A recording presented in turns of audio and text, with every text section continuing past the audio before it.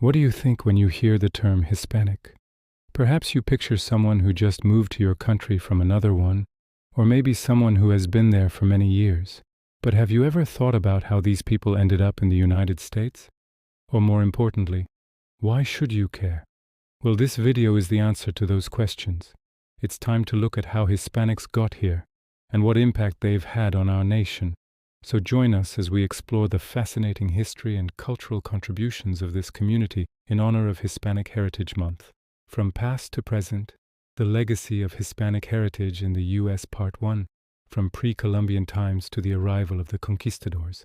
The United States is a melting pot of cultures, but few are as rich and influential as that of the Hispanic community. In fact, Hispanics have been in North America long before it was known by that name. Long before Christopher Columbus arrived in the Western Hemisphere, the land that would become the United States was already home to several thriving civilizations. These societies, including the Maya, Aztec, and Inca, had their own unique languages, customs, and traditions, as well as impressive feats of engineering and architecture. For example, the Maya built enormous pyramids and developed a sophisticated system of writing. Meanwhile, the Aztecs created vast networks of canals, and the Inca constructed monumental stone structures that continue to amaze archaeologists today. These indigenous peoples laid the foundation for much of what would become Hispanic culture in the United States, and their legacy can still be seen in many aspects of American life today. However, with the arrival of Christopher Columbus in 1492, everything changed. Columbus, who was actually Italian, was sponsored by the Spanish monarchy to find a new route to Asia. He landed in the Bahamas and mistakenly believed he was in India. Therefore, he named the natives Indians. He then began to explore the island of Hispaniola, which today comprises the nations of Haiti and the Dominican Republic. There he encountered the indigenous Taino people who had their own language, religion, and way of life. Unfortunately, the conquistadors who followed Columbus were not interested in learning about or respecting the native cultures. Instead, they were motivated by greed and a desire for power, and they quickly began to exploit the indigenous population. The conquistadors enslaved the Taino people, forcing them to work in gold mines and on plantations where they were beaten and tortured if they did not meet their quotas. They also brought diseases such as smallpox and measles, to which the Taino people had no immunity, resulting in a devastating loss of life. Furthermore, the conquistadors destroyed many of the indigenous artifacts and religious sites, seeing them as pagan or false gods. As a result, much of the pre-Columbian history of the United States has been lost forever. Part 2. The Spanish Empire and the Southwest. After Columbus's arrival, the Spanish Empire quickly began to expand into the Americas. The empire reached its greatest extent in the 16th and 17th centuries, encompassing vast territories in North and South America, as well as parts of the Caribbean and Pacific Islands. The Spanish crown established settlements in Florida, Texas, New Mexico, Arizona, and California, among other areas. In these territories, the Spanish colonial government implemented a system of social hierarchy. At the top were the peninsulars, who were Spaniards born in Spain. Below them were the Creoles, who were Spaniards born in the colonies. Next came the mestizos, who were of mixed Spanish and indigenous ancestry, and at the bottom were the indigenous people and enslaved Africans. This social hierarchy had a profound impact on the demographics and culture of the United States, particularly in the Southwest region. During the colonial period, the Spanish missionaries played a significant role in the lives of the indigenous people. While some missionaries, such as the Franciscans, treated the natives with respect and sought to convert them peacefully, others employed more forceful methods. The Spanish crown even initiated the encomienda system, which allowed colonists to demand tribute and labor from the indigenous population. However, as the encomiendas often exploited the natives and resulted in their mistreatment, the system was eventually abolished in the early 18th century. Despite these challenges, the Spanish colonial period left a lasting legacy on the Southwest. The Spanish language, religion, architecture, art, and customs deeply influenced the region. Many of the towns and cities established during the colonial era still exist today, and the names of places like San Antonio, Santa Fe, and San Diego reflect the region's Hispanic heritage. Part 3. Mexican Independence and the U.S.-Mexico War. In the early 19th century, revolutionary movements began to emerge in Spanish colonies across the Americas. Inspired by Enlightenment ideals and a desire for self-governance, revolutionaries in Mexico, formerly part of New Spain, began to fight for independence from Spanish rule. Led by figures like Miguel Hidalgo and José María Morelos, the Mexican War of Independence lasted from 1810 to 1821. During this time, Mexico sought support from the United States, hoping for American intervention against their common enemy, Spain.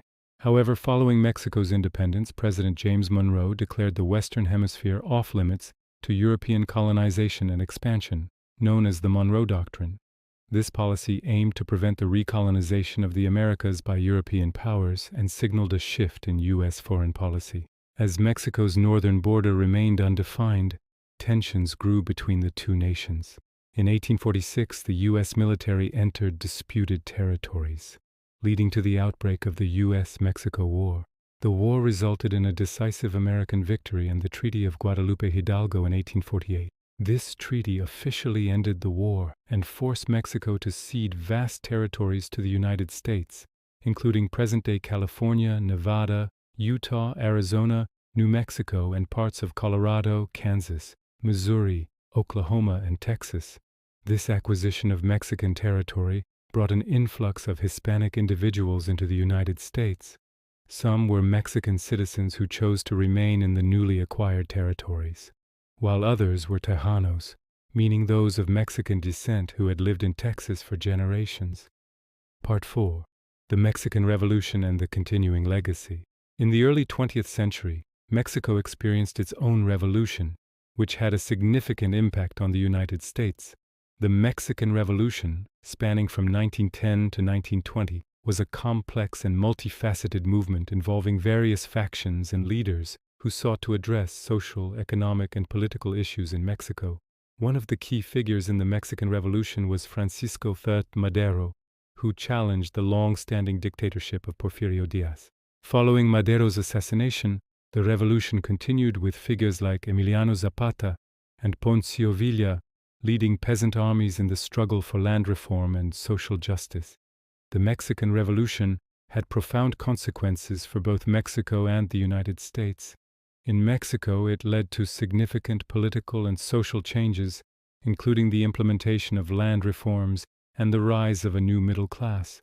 Additionally, the revolution resulted in an increase in migration to the United States, as Mexicans sought better economic opportunities north of the border. For the United States, the impact of the Mexican Revolution was equally significant. The large-scale migration of Mexicans provided a surge of labor to industries such as agriculture and mining, contributing to the rapid economic growth of certain regions. However, this influx also led to social and cultural challenges, including the emergence of anti-immigrant sentiment and discrimination. Today, Hispanics continue to be an integral part of American society, contributing immensely to the country's cultural, economic, and political landscape. Their influence can be seen in various aspects of American life, from food and music to art and literature. Hispanics have enriched the United States with their vibrant traditions and have made significant contributions to its history and identity. Their resilience and determination in the face of adversity serve as an inspiration to all Americans. In conclusion, Hispanic Heritage Month is a time to celebrate the invaluable contributions of Hispanic individuals to the United States. From their early roots in pre-Columbian civilizations to their experiences under Spanish rule and the Mexican Empire, Hispanics have shaped the cultural, social, and economic fabric of the nation. Their journey through the 20th century, including the impact of the Mexican Revolution and the challenges of immigration, has been marked by both triumphs and struggles. Today, Hispanics continue to thrive in the United States, breaking barriers and achieving success in various fields. Their stories of resilience, hard work, and dedication serve as a testament to the strength and determination of the Hispanic community. So let us take this moment to acknowledge and appreciate the immense contributions of Hispanics to the United States and celebrate their unwavering spirit and pursuit of excellence. Thank you for joining us as we explore the fascinating history and cultural contributions of the Hispanic community in honor of Hispanic Heritage Month. If you enjoyed this video, don't forget to give it a thumbs up and share it with your friends. Subscribe for more informative and entertaining content. We'd love to hear your thoughts, so please leave a comment below.